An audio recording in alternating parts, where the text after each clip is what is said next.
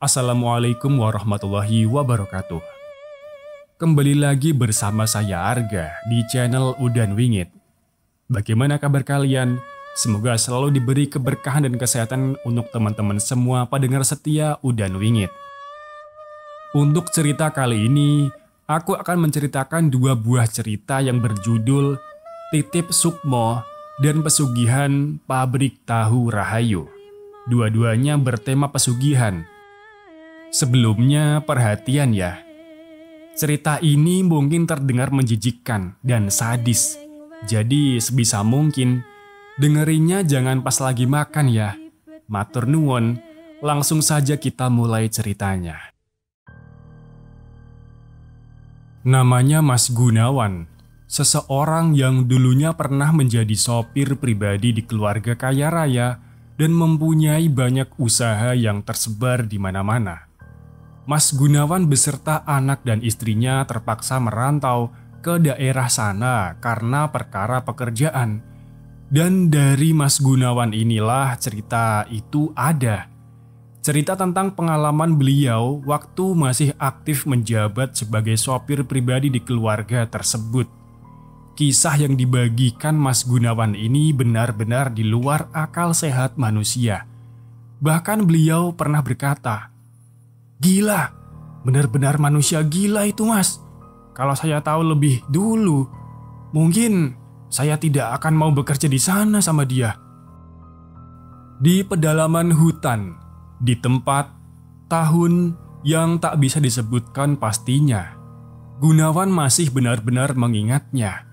Bahkan masih terbayang bagaimana malam itu sosok lelaki yang sudah 25 tahun ini menggaji, memenuhi kebutuhan keluarganya, bahkan menyekolahkan kedua anaknya, melakukan persekutuan dengan sosok yang begitu menyeramkan dan menjijikkan. Dan yang paling mengejutkan lagi, Gunawan mengetahui satu hal. Bayangkan Thomas, sosok yang saya sebutkan itu tadi adalah istrinya sendiri mas. Malam itu, Gunawan sedang duduk di depan teras rumah sederhana, ditemani segelas kopi dan beberapa camilan kering. Rumah sederhana pemberian dari juragannya karena ketekunannya. Gunawan adalah sosok pekerja keras dan disiplin. Itulah sebabnya jasanya masih dipakai. Hujan tak kunjung reda. Niat untuk masuk ke dalam kamar belum juga datang.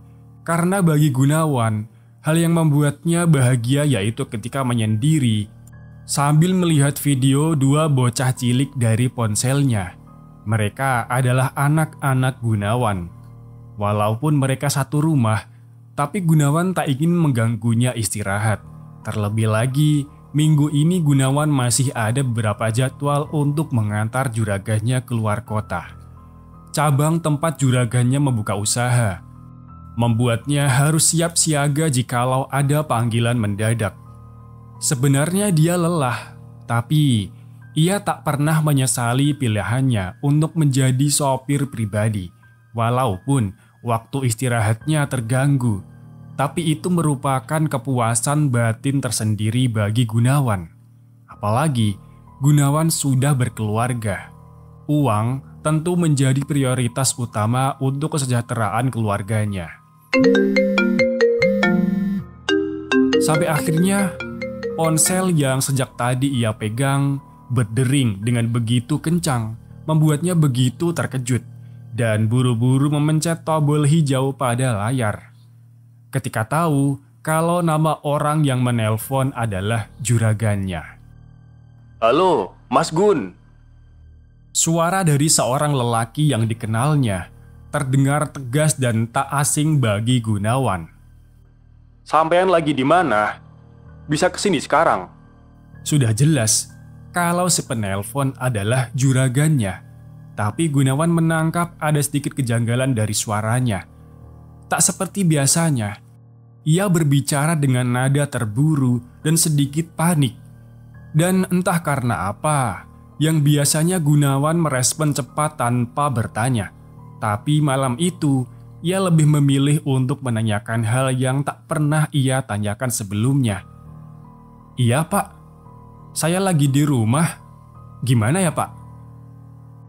Jadi gini Gun, Ada jeda sejenak, tapi terdengar cukup jelas bahwa lelaki itu sedang berbicara dengan orang lain. Tapi Gunawan belum tahu apa yang sedang mereka bicarakan. malam ini Sugeng nggak bisa nganter saya Gun. Katanya nggak enak badan. Jadi sebagai gantinya, Mas Gunawan yo, saya tunggu di rumah. Aneh, kenapa tiba-tiba Sugeng sakit? Gunawan bingung, apalagi tempat tujuan juragannya ada di daerah pedalaman hutan. Jaraknya juga lumayan, bisa memakan 2 jam perjalanan jauhnya. Itu pun kalau tanpa kendala. Tapi di sisi lain, sebenarnya Gunawan juga penasaran, manakala baru pertama kali ini Gunawan akan mengantar juragannya ke tempat biasa Sugeng mengantar. Bukan tanpa sebab, melainkan jadwalnya menjadi sopir itu mulai dari waktu subuh hingga menjelang maghrib. Ia merasa kalau ini adalah waktu yang tepat untuk mencari tahu. Baik Pak, saya meluncur sekarang ya. Spontan, Gunawan berujar. Gunawan kemudian menutup telepon sebelum memutar tubuhnya ke belakang, masuk ke dalam rumah untuk bersiap. Ternyata, di sana tampak wanita memakai setelan daster, berbalut sarung sedikit berdiri, menahan hawa dingin. Wanita itu adalah Ratna, istrinya. Loh, mau kemana mas? Ratna bertanya, cenderung sedikit mengintimidasi kepada Gunawan yang sedang memakai celana dinasnya. Matanya mendelik tajam. Astaga, Gunawan tampak terkejut menjawab, seakan ia tak melihat adanya Ratna berdiri. Ini loh dek, Pak Hirmawan telepon. Kenapa mas? Apa Sugeng mendadak sakit?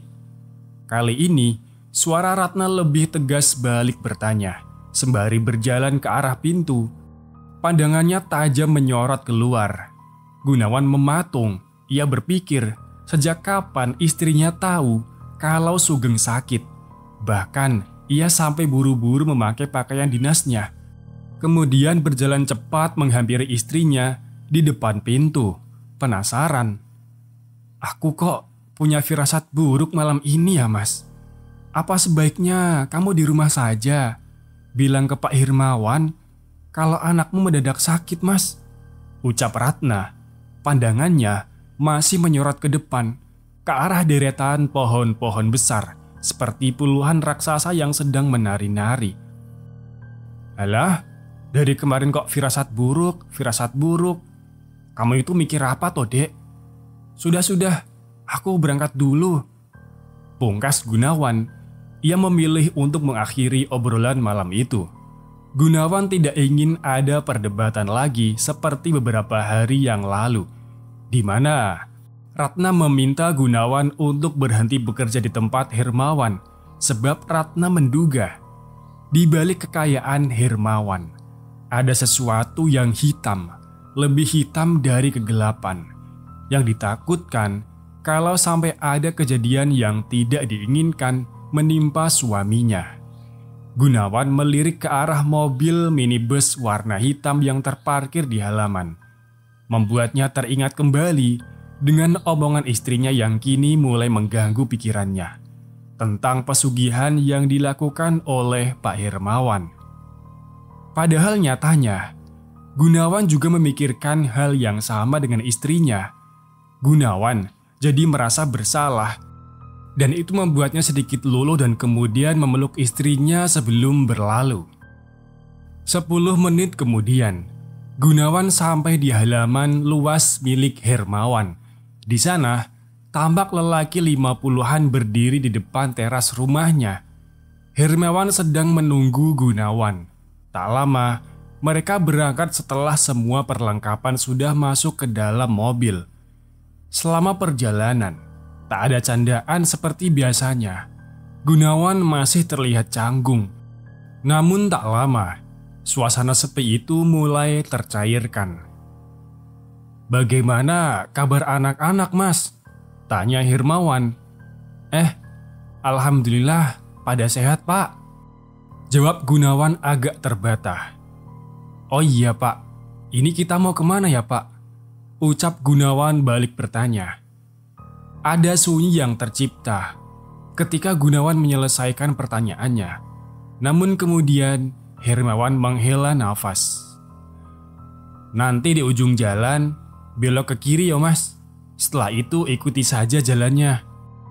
Hermawan memecah kebekuan sekaligus tak menjawab pertanyaannya. Dipadanginya Gunawan melalui pantulan cermin kabin. Malam semakin larut.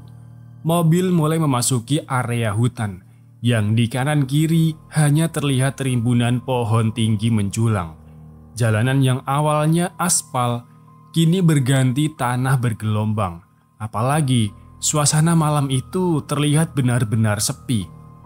Tak sekalipun Gunawan berpapasan dengan kendaraan lain, sedangkan penerangan jalan satu-satunya hanya dari mobil yang dikendarai Gunawan, membuat suasana tambah mencekam. Setelah beberapa kali Gunawan membelokkan setir, kini mobil masuk lebih dalam, jauh lebih dalam.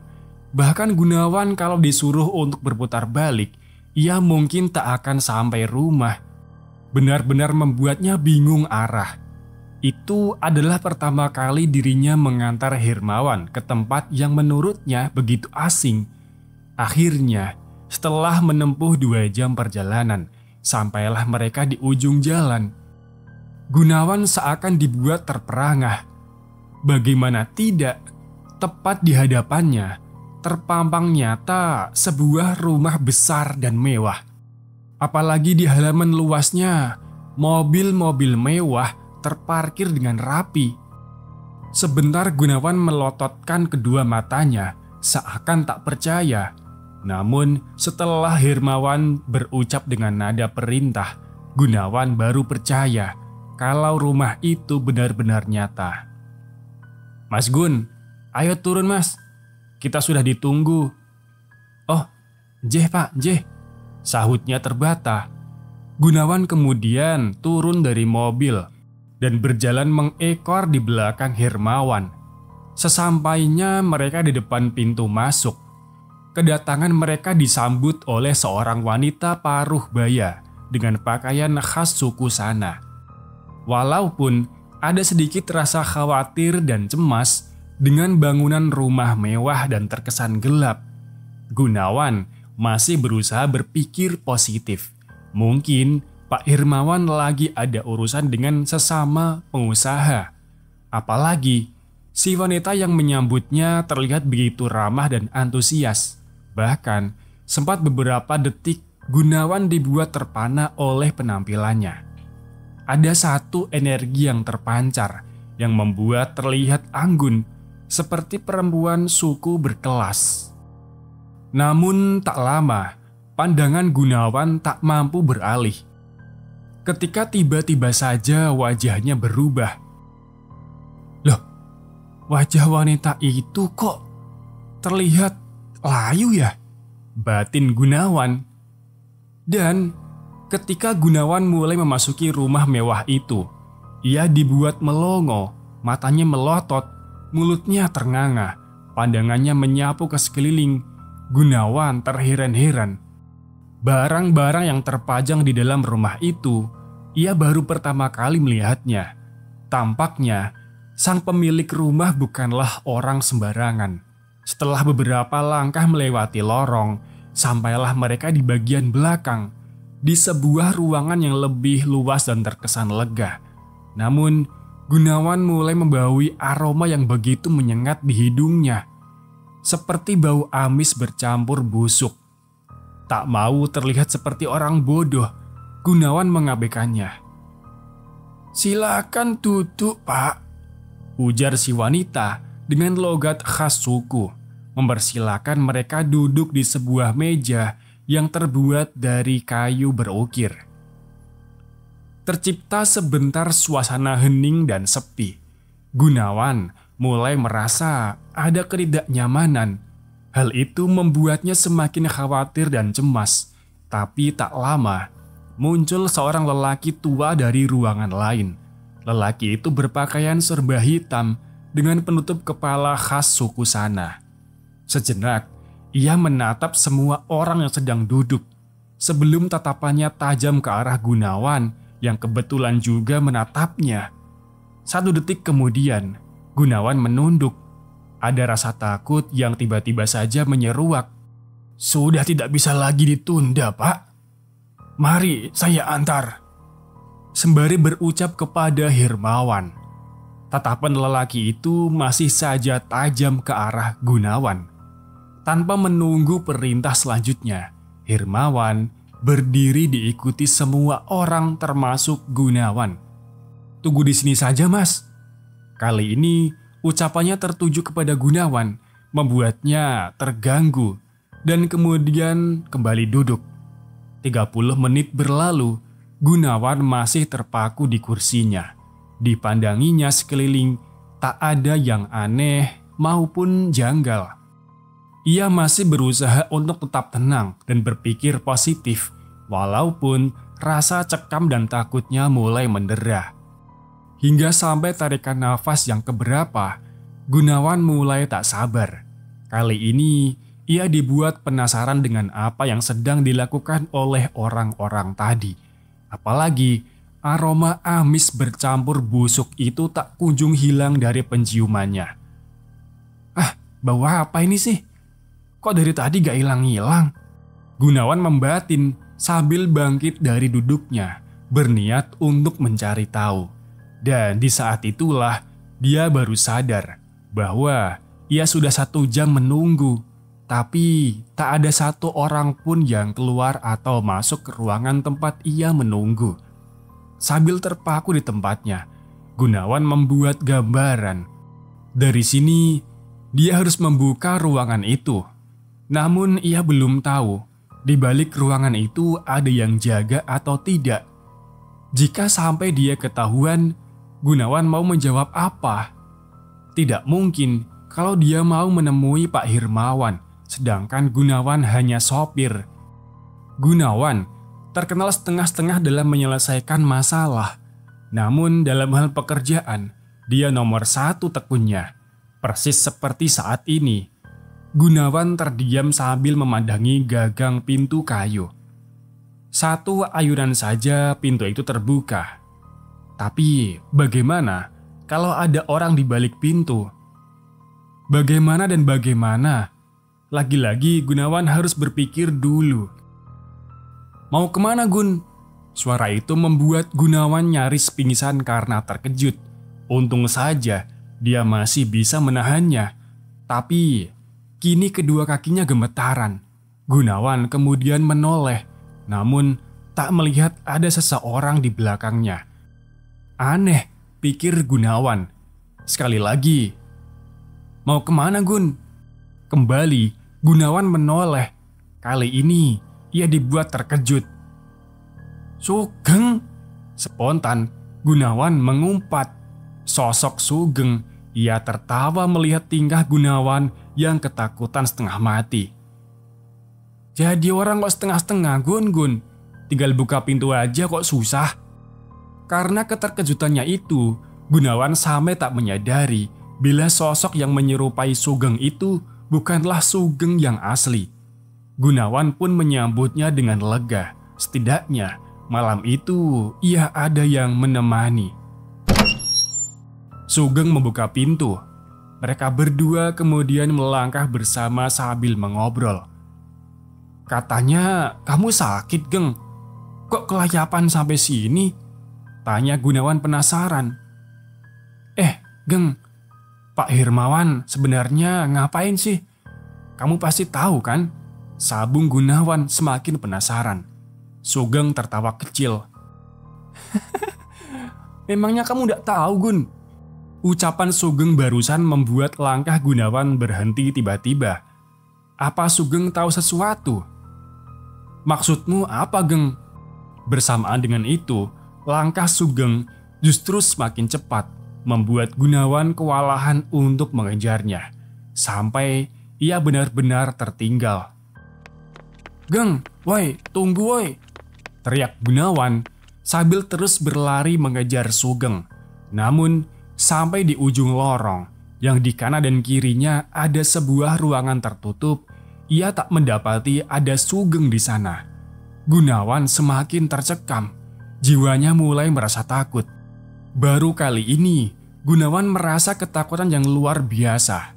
Selang 1 atau 2 menit berlalu, ia kembali membaui aroma yang sama. Amis bercampur busuk bangkai menyengat, menyebar seantero tempat Gunawan berdiri. Kali ini, mau tak mau Gunawan melangkah, mencari sumber bau yang menyesakkan dadanya. Semakin ia mencari, semakin pekat bau itu, membuat perutnya teraduk kuat seperti ingin muntah. Tak tahan dengan keadaan itu, Gunawan melangkah cepat menghampiri salah satu pintu paling dekat, berniat mencari jalan keluar. Tetapi, baru saja tangannya mendorong pintu, ia disambut satu sosok berdiri tegak sedang membelakangi. Hampir seluruh bagian tubuhnya tertutupi rambut. Hanya juntayan kain lusuh menutup kedua tangannya yang terlihat bersama kuku-kuku tajam. Gunawan mundur. Tubuhnya gemetar mendapati bahwa sosok itu kini berbalik menatapnya tajam. Gunawan terjatuh di lantai. Gigil ketakutan semakin kencang saat satu wajah hancur bermata putih melotot ke arahnya. Tiba-tiba saja, sosok itu merangkak dengan kedua tangan dan kakinya yang panjang. Kini wajahnya berada 1 jengkal dari wajahnya. "Tolong saya, tolong." Berat dan kasar, suara yang keluar dari bibir sosok itu. Namun aneh, Gunawan sangat mengenali suaranya. Ketika mata mereka saling beradu, seolah ada energi yang menarik. Gunawan tiba saja berada di tempat berbeda. Di sana, Gunawan bisa melihat dengan jelas bahwa sosok mengerikan itu adalah wujud dari istri Pak Hirmawan. Ia diperlihatkan bagaimana kelakuan biadab suaminya. Bu Indri, istri Pak Hirmawan, dijadikan wadal untuk tumbal pertamanya dan dijadikan media untuk mencari kekayaan. Tubuhnya yang sudah disetubuhi iblis berubah menjadi sosok yang mengerikan. Tangan dan kakinya menjadi panjang, tubuhnya kisut kurus kering, bagaikan tulang yang dibalut kulit tanpa daging. Hingga peristiwa yang membuat Gunawan tak mampu melupakan, di mana tangan dan kaki Bu Indri diikat dengan rantai di atas ranjang besi. Kemudian Pak Hirmawan melakukan hubungan layaknya suami istri dengan brutal. Di saat itulah auman keras dan mengerikan keluar dari tenggorokan Bu Indri memenuhi seantero ruangan, sekaligus memperlihatkan kenyataan yang sesungguhnya, di mana di salah satu ruangan yang belum terbuka, di sana, tepatnya di ruangan mirip penjara, ia melihat dengan mata kepalanya sendiri Pak Hirmawan berdiri di samping ranjang besi sambil mengusap-ngusap rambut istrinya. Sedangkan beberapa tamu yang tadi ia jumpai sedang mengantre melakukan ritual hubungan menjijikan dengan sosok jangkung yang diketahui kalau sosok itu adalah istri Pak Hirmawan, yaitu Bu Indri.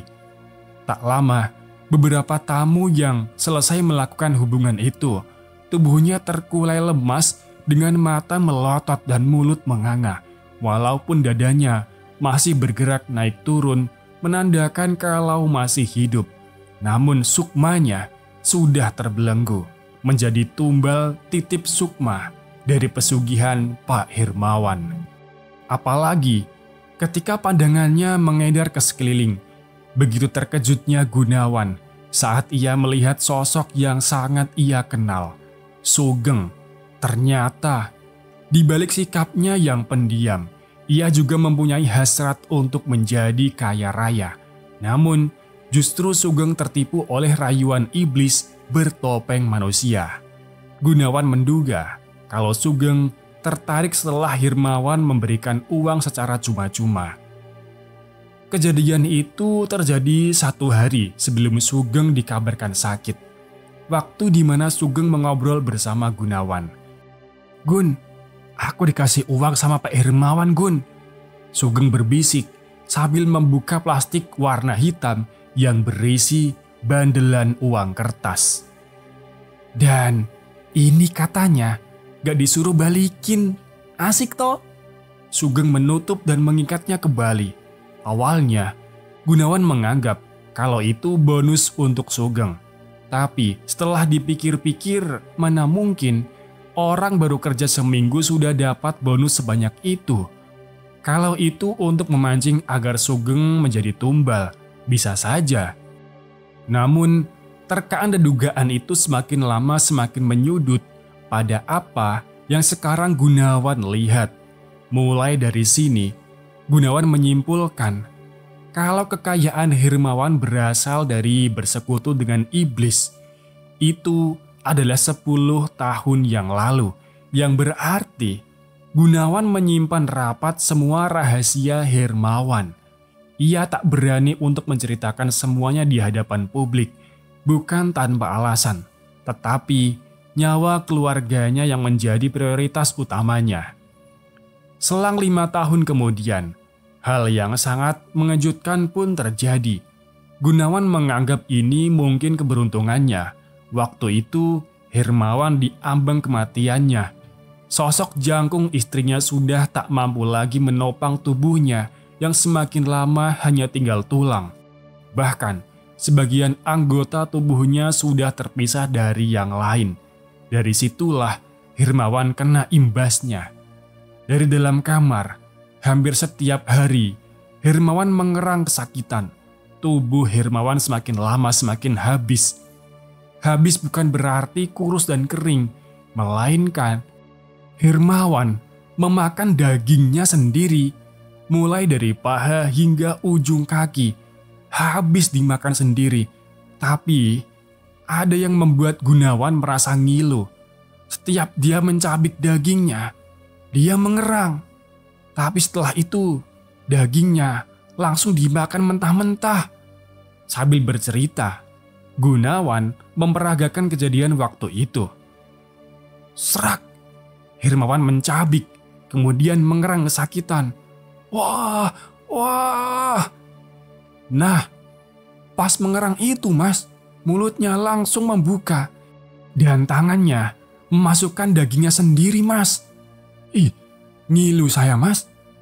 Peristiwa itu disaksikan oleh Gunawan dan beberapa pekerja yang memang setiap harinya mengurus Hermawan.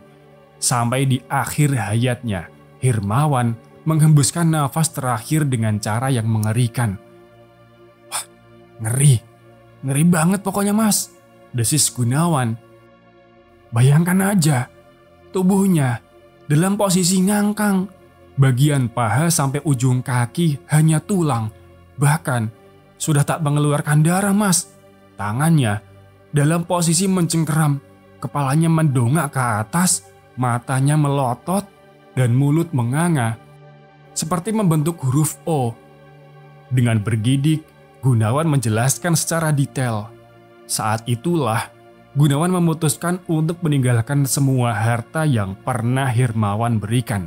Dan kini, Gunawan memilih untuk meninggalkan daerah pedalaman hutan itu, kembali ke kampung halaman dan beralih sebagai sopir antar jemput anak sekolah.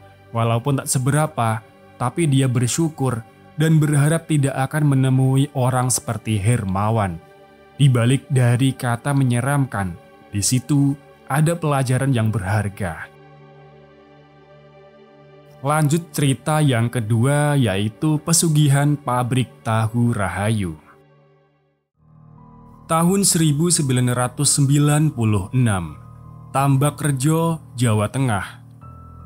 Tambakrejo adalah kota kecil yang seperti terjebak waktu, terletak di pesisir utara Jawa Tengah. Kota ini dikelilingi oleh tambak udang dan rawa-rawa yang membentang sejauh mata memandang. Pada siang hari, aroma asin laut dan bau lumpur tambak bercampur jadi satu, membentuk wangi yang aneh, melekat di baju dan rambut siapa saja yang tinggal di sana. Jalan utamanya masih berupa tanah. hanya sebagian kecil yang sudah dicor semen. Saat musim hujan datang, jalan berubah jadi kubangan lumpur, dan saat kemarau, debunya menari-nari seperti asap. Penerangan pun seadanya, tiang listrik berdiri malas-malasan, jaraknya berjauhan, dan banyak yang bohlamnya sudah mati. Ketika malam turun, Tambak Rejo seolah tenggelam dalam dunia lain, sunyi, pekat, dan berat. Namun ada satu titik terang yang tak pernah padam. Tepat di ujung kota, dekat sebuah tambak tua yang langsung terhubung dengan laut lepas, berdiri bangunan besar bercat putih kusam, berdinding bata yang menghitam oleh asap. Pabrik Tahu Rahayu. Saat seluruh kota tenggelam dalam tidur, dari pabrik inilah asap mengepul ke langit malam, dan suara mesin tua meraung seperti makhluk lapar. Bau kedelai rebus menyebar ke seluruh penjuru kampung. Kadang terasa nikmat, kadang terasa menyengat. Pemiliknya, seorang pria bernama Pak Dirman, adalah sosok yang dulu nyaris tak dianggap. Di awal 90-an, ia hanya penjual tahu keliling. Gerobaknya reot, rodanya kempes sebelah. Ia berjalan dari kampung ke kampung sambil meneriakan, "Tahu, tahu hangat," dengan suara serak. Istrinya meninggal dan sejak itu ia membesarkan anak-anaknya sendirian. Hidupnya sederhana, bahkan cenderung menyedihkan. Banyak yang kasihan, banyak pula yang mencibir. Namun, segalanya berubah cepat, terlalu cepat. Dalam waktu 3 tahun, Pak Dirman bukan lagi penjual tahu keliling. Ia membangun pabrik tahu besar yang berdiri megah seperti raksasa di ujung tambak. Tak tanggung-tanggung, ia punya 2 mobil sedan mewah, sebuah rumah bercat marmer dengan 5 kamar tidur, dan anak-anaknya semua disekolahkan ke kota besar. Warga kampung tentu heran, tapi rasa penasaran itu hanya sebatas bisik-bisik di warung kopi atau saat ronda malam. Kok bisa yo jualan tahu jadi sekaya itu? Katanya dia pegang resep tahu warisan leluhur. Wah, wong aku denger dia minta bantuan sama dukun kok. Namun anehnya tak ada yang pernah benar-benar bertanya langsung ke Pak Dirman. Entah karena hormat atau takut. Pak Dirman bukan lagi pria murah senyum yang dulu keliling kampung. Wajahnya kini selalu dingin, tatapannya dalam, dan kulitnya tampak lebih pucat dari sebelumnya. Ia jarang keluar rumah, kecuali saat malam menjelang. Dan kalaupun terlihat, biasanya ia akan berdiri lama di ujung dermaga, menatap laut yang hitam.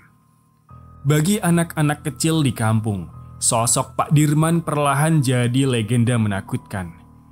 Mereka bilang, kalau kamu nakal, kamu bakal dibawa Pak Dirman ke pabriknya. Karena sudah bukan rahasia lagi.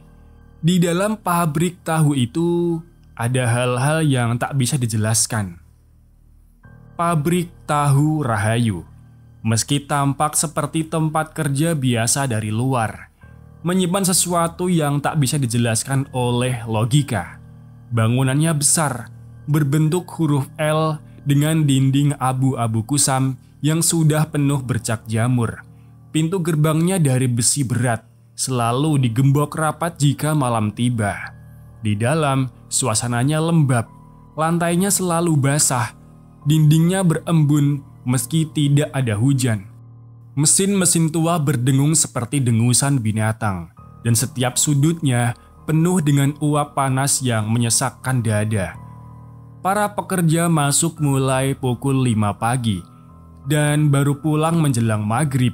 Tapi tidak ada yang berani berada di dalam pabrik sendirian, apalagi setelah malam menjelang. Salah satu pekerja paling baru, Sarto, pria berumur 25 tahun. mulai merasakan keanehan itu sejak hari pertamanya. Ia ditugaskan di bagian perebusan kedelai, ruangan yang paling ujung, dekat kuali besar yang konon sudah digunakan sejak pabrik pertama kali berdiri. Disinilah tempat semua kedelai direbus dalam air mendidih. Sebelum diolah menjadi tahu, ruangannya panas, bau kedelai menyengat, dan uap panas membuat penglihatan berbayang-bayang. Tapi bukan itu yang membuat Sarto merasa tidak nyaman. Itu karena bau lain. Bau anyir, bau amis, seperti darah dan daging mentah yang dibiarkan membusuk di bawah sinar matahari. Awalnya, ia pikir itu hanya sisa tahu yang basi. Tapi setiap kali ia tanya, para pekerja lama hanya saling pandang dan menyuruhnya diam. Le, wes, jangan tanya macem-macem le, kata seorang mandor bernama Pak Darmo. Kerja aja yang bener, gaji di sini kan besar, bukan buat kamu banyak omong. Malam Jumat Kliwon pertama saat Sarto lembur menjadi malam yang tak pernah ia lupakan. Karena salah satu mesin rusak. Ia diminta bekerja hingga tengah malam untuk menyelesaikan batch tahu terakhir. Saat semua pekerja lain sudah pulang, hanya dia yang tersisa di ruang perebusan. Lampu-lampu mulai meredup karena genset tua yang tersendat. Ia duduk di dekat kuali besar, menunggu air mendidih, sambil mengipasi wajahnya dengan sehelai karton. Lalu, terdengar suara ketukan dari dalam kuali. Sarto langsung berdiri. Awalnya, ia pikir mungkin tutup kuali bergeser karena tekanan uap. Tapi suara itu muncul lagi. Lambat, berirama, seperti ketukan dari dalam. Lalu diikuti suara lain yang lebih pelan dan lebih lirih, tapi sangat jelas di telinga. Tolong, aku panas. Sarto tersentak, tubuhnya kaku, jantungnya berdetak liar. Ia mendekati kuali, pelan-pelan mengangkat tutupnya. Uap panas menyembur keluar, menutup pandangan. Tapi, di antara kepulan uap itu, ia sempat melihat sesuatu bergerak di dalam air. Bukan kedelai, tapi jari manusia. Sarto menjerit, lari keluar tanpa menoleh. Ia jatuh 2 kali, lututnya berdarah, tapi tetap terus lari sampai keluar pabrik. Ia tak berhenti sampai tubuhnya rebah di depan pos satpam. Nafasnya tersengal. Saat ditanya, ia hanya bisa berkata satu kalimat. Ada orang di dalam kuali. Ada orang di dalam sana.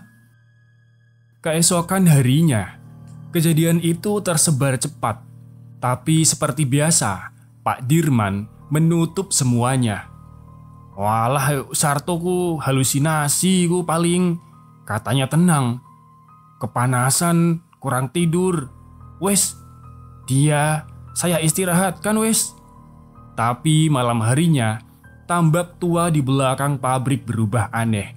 Airnya bergelombang sendiri meski tak ada angin. Ikan-ikan tambak mati mengambang. Bau amis menyebar ke seluruh pabrik. Dan di tengah malam, seorang penjaga mendengar suara langkah kaki yang basah berjalan dari arah dermaga ke dalam pabrik. Langkah itu terasa berat, pelan dan basah, seperti seseorang yang baru bangkit dari laut. Suatu hari di Kamis sore, langit tambak rejo kelabu. Awan bergulung seperti lautan mendidih di atas kepala. Angin laut berhembus kencang, membawa bau garam, lumpur, dan bau amis. Pak Dirman berdiri di ujung dermaga pabrik, menatap ombak dengan tatapan gelisah. Wajahnya pucat, keringat dingin membasahi pelipisnya meski sore itu dingin. Ia tahu sudah waktunya memberi tumbal. Usahanya selama sebulan terakhir menurun. Tahu-tahu produksinya cepat busuk. pelanggan mengeluh, bahkan beberapa mitra bisnisnya tiba-tiba meninggal dalam kecelakaan aneh. Ia sudah tahu maknanya. Nyai Laut sedang marah. Tumbalnya terlambat. Dan malam itu ia sudah memilih korbannya, Sogi. Buruh baru yang tak punya keluarga, tak banyak bicara, dan jarang diperhatikan. Sogi ditangkap secara diam-diam saat selesai kerja. Tubuhnya diikat, mulutnya dibekap kain. Tak sempat ia berteriak, tak sempat melawan. Ia hanya bisa menggeleng-geleng, matanya penuh ketakutan. Digiring menuju dermaga belakang yang gelap. Di sana, para orang suruhan Pak Dirman berdiri dalam lingkaran, membawa dupa, sesajen, dan kendi berisi darah ayam cemani. Pak Dirman mengangkat tangannya, membacakan mantra dalam bahasa yang tak dimengerti. Suaranya berat, terdengar seperti gumaman dari dasar laut. Lalu, ia mengangkut Sogi ke pinggir dermaga dan berteriak ke arah lautan. "Terimalah persembahan ini. Demi tahu-tahu yang laris manis, demi kekayaan yang abadi, demi darah yang kau tagih tiap bulan. Terimalah dia, wahai penguasa laut." Tubuh Sogi dilempar ke laut. Lalu hening, ombak menggulung sekali. Lalu tubuh Sogi mengapung kembali. Wajahnya terangkat ke atas, matanya terbuka, tangannya bergerak-gerak perlahan seperti diseret dari bawah. Lalu terdengar suara berat, seolah keluar dari dasar lautan. "Bukan dia yang kami minta. Kau sudah berhutang lebih besar, Dirman. Kau sudah menunda terlalu lama." Lalu langit bergemuruh, ombak naik, kabut turun cepat dari arah laut, menelan seluruh dermaga. Dalam hitungan detik, tubuh Sogi hilang. Keesokan paginya, para pekerja masuk seperti biasa. Tapi ada sesuatu yang aneh. Langkah mereka lambat. Mereka bicara dengan suara lirih. Bahkan suara mesin terdengar seperti berbisik. Dan lalu terdengar jeritan dari ruang perebusan tahu. Para pekerja berlarian. Seorang buruh perempuan menangis histeris, terjatuh di depan kuali terbesar. Semuanya berkumpul, termasuk mandor dan bagian pengawas. Di dalam kuali perebusan utama, mengambang di antara kedelai dan air panas yang masih mengepul, terlihat tubuh Sogi. Wajahnya membiru, matanya terbuka lebar, menatap ke langit-langit pabrik dengan tatapan kosong seperti boneka mati. Lehernya bengkak, kulitnya melepuh sebagian, dan yang paling membuat semua orang muntah ketakutan, mulut Sogi tersumpal penuh dengan tahu mentah. Bukan satu potong, tapi banyak, dipaksa masuk hingga bibirnya robek. Di antara giginya terlihat remah-remah tahu yang belum hancur, seperti seseorang sengaja memasukkannya saat ia masih hidup. Tapi tak ada yang bisa menjelaskan bagaimana tubuh Sogi yang dibuang ke laut semalam bisa kembali dan ditemukan di dalam kuali tertutup yang terkunci dari luar. Pabrik mendadak sepi. Semua buruh menolak masuk ruang perebusan. Banyak yang mendadak mengundurkan diri. Beberapa bahkan memilih pindah kota, meninggalkan Tambak Rejo tanpa jejak. Namun Pak Dirman tetap bersikeras. "Semua ini hanya kecelakaan. Jangan termakan cerita bodoh. Kita tetap produksi hari ini." Tapi malam harinya, rumah Pak Dirman berubah sunyi. Anaknya kerasukan, berteriak-teriak dalam bahasa yang bukan miliknya. Cermin di rumahnya mulai retak satu persatu. Dindingnya mengelupas, memunculkan bercak hitam seperti jamur laut. Dan dari setiap keran air muncul tahu putih. Sejak jasad Sogi ditemukan, sesuatu dalam pabrik tahu itu berubah. Mesin-mesin sering mati mendadak, padahal baru diservis. Adonan tahu menggumal tak sempurna. air perebusan berubah bau. Tahu-tahu yang dikemas dengan rapi tiba-tiba meleleh seperti daging busuk.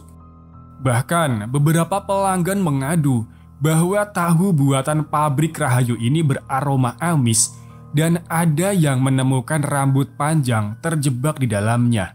Tak hanya itu, salah satu sopir pengantar barang, Mulyadi, pulang dalam keadaan linglung. Ia bercerita pada istrinya bahwa di tengah perjalanan ia sempat berhenti untuk buang air kecil di dekat pantai.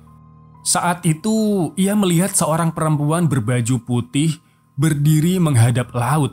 Rambutnya basah meneteskan air dan tubuhnya menggigil. Ia sempat ingin menolong, tapi saat perempuan itu menoleh, bibirnya robek, matanya hitam legam, dan dari mulutnya keluar suara menggelegar. Dirman harus bayar. Ketika Pak Dirman tahu soal peristiwa itu, tentu Pak Dirman sangat panik. Ia tahu waktunya semakin dekat. Peringatan dari alam sudah jelas. Bahkan saat tidur, ia mulai bermimpi buruk yang sama setiap malam. Ia berdiri di tepi dermaga. Di hadapannya, lautan menghitam, penuh tangan-tangan pucat yang melambai meminta nyawa. Dari dasar laut, suara wanita terdengar memanggil namanya berulang kali. Dirman, Dirman, Dirman. Dengan ketakutan yang memuncak, Pak Dirman kembali ke cara lamanya, yaitu tentu tumbal. Namun, karena para buruh sudah banyak yang kabur, ia kini kesulitan memilih korban. Ia mulai mengincar anak jalanan, pemulung, bahkan gila yang berkeliaran di sekitar kota. Ia kirim orang-orang bayaran untuk membungkus tubuh mereka dan seperti biasa dibuang ke laut dengan sesajen, mantra, dan dupa. Tapi semuanya kembali. Tubuh-tubuh itu ditemukan mengambang esok paginya, terdampar di tambak, tersangkut di jaring nelayan, atau yang paling mengerikan, mengapung di ember tahu mentah dengan mulut tersumpal kedelai. Orang-orang mulai tahu, bisik-bisik makin keras, tapi tak satu pun berani mendekat karena mereka tahu Pak Dirman sudah terlambat. Pada malam yang sangat kelam, hujan turun tanpa suara. Langit seperti digulung kain hitam. Tidak ada binatang, tidak ada bulan. Pabrik tahu Rahayu malam itu kosong. Semua buruh sudah lama tak datang. Listriknya mati, mesin-mesin dibiarkan berkarat. Tapi dari ruang perebusan, api menyala sendiri, seolah tahu waktunya telah tiba. Pak Dirman terbangun di tengah malam. Tubuhnya basah kuyup, padahal ia tertidur di kasur hangat. Ia bangun dan menemukan lantai rumahnya tergenang air asin. Bau laut memenuhi hidungnya, dan di setiap cermin rumahnya, ia melihat dirinya sendiri, tapi dalam keadaan sudah mati. Wajahnya membiru, tangan terkulai, dan di mulut keluar tahu yang terus mengalir seperti muntahan tak berujung. Ia mencoba lari, tapi kemanapun ia berlari, ia kembali ke satu tempat yang sama, yaitu ruang perebusan di pabrik tahunya. Di sana, kuali raksasa mendidih, tapi bukan air di dalamnya, melainkan darah. Lalu dari arah pintu, suara langkah pelan terdengar. Dari kabut uap muncul sosok wanita berpakaian putih basah. Rambutnya panjang menutupi wajah. Di tangannya ada baki perak berisi potongan tahu yang masih panas. Perempuan itu mendekat, mengangkat satu potong tahu dan menyumpalkannya ke mulut Pak Dirman yang berteriak. Teriakannya tak keluar, suara tenggorokannya tertelan oleh tahu. Matanya membelalak, tangannya mencakar-cakar lantai, tubuhnya terseret menuju kuali. Tiba-tiba, pintu tertutup sendiri, uap meledak, lalu hening. Esok harinya, warga Tambak Rejo mencium bau busuk menyebar dari arah pabrik tahu. Saat tim SAR dan polisi datang, mereka mendobrak pintu pabrik yang terkunci dari dalam. Di ruang perebusan, mereka menemukan kuali besar terbuka.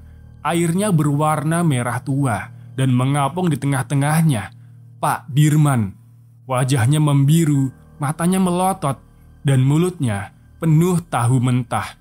Begitu banyak hingga rahangnya patah. Sejak hari itu, pabrik tahu Rahayu ditutup, dibiarkan terbengkalai. Orang-orang tak berani mendekat. Anak-anak dilarang bermain di dekatnya. Dan saat malam tiba, warga sering mendengar suara mesin mendidih. Terima kasih yang sudah mendengarkan sampai akhir. Sampai bertemu di cerita selanjutnya. Wassalamualaikum warahmatullahi wabarakatuh.